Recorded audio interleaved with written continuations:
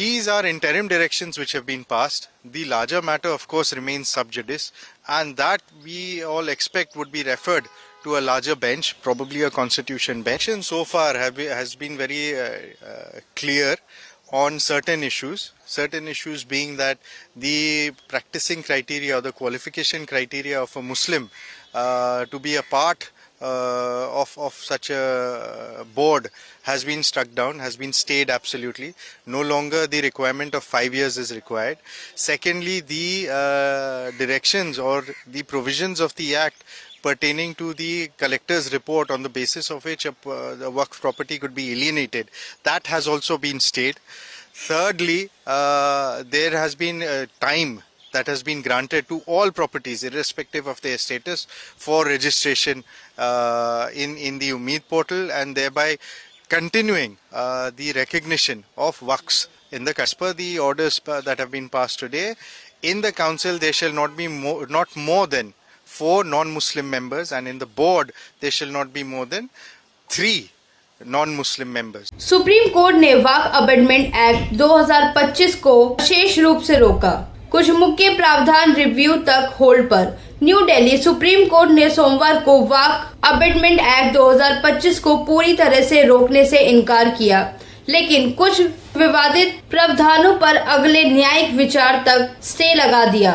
ये फैसला Islamic charitable endowment के नियम के निर्णय को लेकर चल रही बहस में एक महत्वपूर्ण पल माना जा रहा है। होल्ड पर डाले गए प्रावधान, निम्नलिखित प्रावधान फिलहाल रोक दिए गए हैं। कलेक्टर को दी गई ये शक्ति कि वो अपने आप फैसला करे कि विवादित संपत्ति वक्फ है या सरकारी जमीन। ये शर्त कि सिर्फ वो मुस्लिम जो कम से कम 5 साल से प्रैक्टिस कर रहे हैं एक फॉर्मल डीन के जरिए वक्फ बना सकते हैं। बेंच ने स्पष्ट किया कि 5 साल वाली शर्त तब तक लागू नहीं होगी जब तक केंद्र और राज्य इसके लिए रूल्स बनाकर वेरिफिकेशन का प्रक्रिया तैयार नहीं करते। कलेक्टर को दिए गए अधिकार को कोर्ट ने प्रीमा फेसी आर्बिट्रेटरी कहा और कहा कि वक्फ संपत्ति के विवाद का फैसला न्यायिक या क्वैशी न्यायिक संगठन जैसे कि वक्फ ट्रिब्यूनल्स या हाई कोर्ट्स द्वारा ही होने चाहिए। तब तक मुटावली कस्टोडियन इन संपत्तियों पर किसी तीसरे व्यक्ति के लिए नए अधिकार नहीं बना सकती, जो प्रावधान लागू रहेंगे। साथ ही bench chief justice Bhushan R Gavai और जस्टिस एजी महेश ने कुछ अन्य प्रावधानों को लागू रहने दिया, जैसे कि वक्फ बाय यूजर को समाप्त करना, जिसमें सिर्फ इस्तेमाल के अंदर और प्रॉपर्टी वक्फ मानी जाती थी। सुरक्षित मॉन्यूमेंट्स या ट्राइबल लैंड्स को वक्फ घोषित करने पर पाबंदी। वक्फ प्रॉपर्टीज का सेंट्रल डिजिटल पोर्टल पर रजिस्ट्रेशन अनिवार्य। लिमिटेशन एक्ट का वक्फ डिस्प्यूट्स पर लागू होना ताकि मामले समय पर निपटाए जा सके। न्यायाधीशों ने कहा कि डिजिटल रजिस्ट्रेशन ट्रांसपेरेंसी और एफिशिएंसी बढ़ाता है, जबकि स्टैट्यूटरी टाइम लिमिट्स लंबे विवादों को रोकेगी। वक्फ काउंसिल और बोर्ड्स के संदर्भ में अमेंडमेंट कानून में नॉन मुस्लिम को वक्फ काउंसिल और बोर्ड्स में शामिल करने की अनुमति है। कोर्ट ने इसे मंजूरी दी, लेकिन सीमा तय की।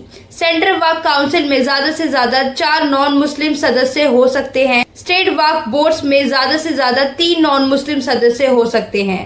कोर्ट ने ये भी कहा, पर अनिवार्य नहीं बनाया, कि स्टेट वक्फ बोर्ड के चीफ एग्जीक्यूटिव ऑफिसर संभावित रूप से मुस्लिम होने चाहिए। धार्मिक प्रवृत्ति पर टिप्पणी। कोर्ट ने दोहराया कि वक्फ इस्लाम विशेष से जुड़ा है, इसीलिए नॉन मुस्लिम के द्वारा दी गई धन वक्फ नहीं बन सकती। साथ ही कहा कि शेड्यूल्ड ट्राइब्स की भूमि या हेरिटेज साइट को कानूनी रूप से सुरक्षित रखा गया है और उन्हें वक्फ में बदला नहीं जा सकता। अंतरिम राहत, अंतिम फैसला नहीं। अपने 128 पेज के ऑर्डर में कोर्ट ने कहा कि कानून हमेशा कॉन्स्टिट्यूशनली की प्रिजम्पशन के साथ आता है और स्टैट्यूटरी प्रोविजंस का सस्पेंशन एक रेयर स्थिति में ही होना चाहिए। कोर्ट ने एक मध्यम रास्ता अपनाते हुए कानून के अधिकतर हिस्से को चलाने दिया और उन प्रावधानों को रोका जो प्रॉपर्टी राइट्स और अल्पसंख्यक सुरक्षा को प्रभावित कर सकते हैं। ये अंतरिम दिशा निर्देश है जब तक कॉन्स्टिट्यूशनल चैलेंजेस पर अंतिम फैसला नहीं होता, बेंच ने कहा। कानूनी और राजनीतिक प्रतिक्रिया। सीनियर एडवोकेट्स कपिल सिब्बल, राजीव धावन, अभिषेक मनु सिंघवी, CU सिंह और हुजैफा अहमदी ने पिटिशनर की तरफ से कहा कि वक्फ बनने के लिए 5 साल वाली शर्त आर्बिट्रेटरी है, रैशनल नेक्सस अभाव है और आर्टिकल 25 के तहत धार्मिक स्वतंत्रता का उल्लंघन करती है। उन्होंने वक्फ काउंसिल में नॉन मुस्लिम को शामिल करने और कलेक्टर्स को सिविल प्रॉपर्टी डिस्प्यूट सुलझाने का अधिकार देने का भी विरोध किया। केंद्र सरकार की तरफ से सॉलिसिटर जनरल तुषार मेहता ने अमेंडमेंट्स को डिफेंड किया और कहा कि ये रिफॉर्म्स वक्फ लैंड्स के मैनेजमेंट में ट्रांसपेरेंसी और अकाउंटेबिलिटी लाने के लिए बहुत जरूरी है। सरकार ने कहा कि डिजिटल रजिस्ट्रेशन इनकॉर्चमेंट को रोकेगा और रिकॉर्ड्स को सुरक्षित रखेगा, जबकि कलेक्टर्स की भूमिका ट्रिब्यूनल बैकलॉग को कम करेगी। अप्रैल 2025 में संसद द्वारा पास हुए अमेंडमेंट का मुस्लिम संगठनों और RJD, SP, AIMIM जैसे दलों ने विरोध किया था, जिन्होंने सरकार पर धार्मिक स्वतंत्रता में हस्तक्षेप करने का आरोप लगाया।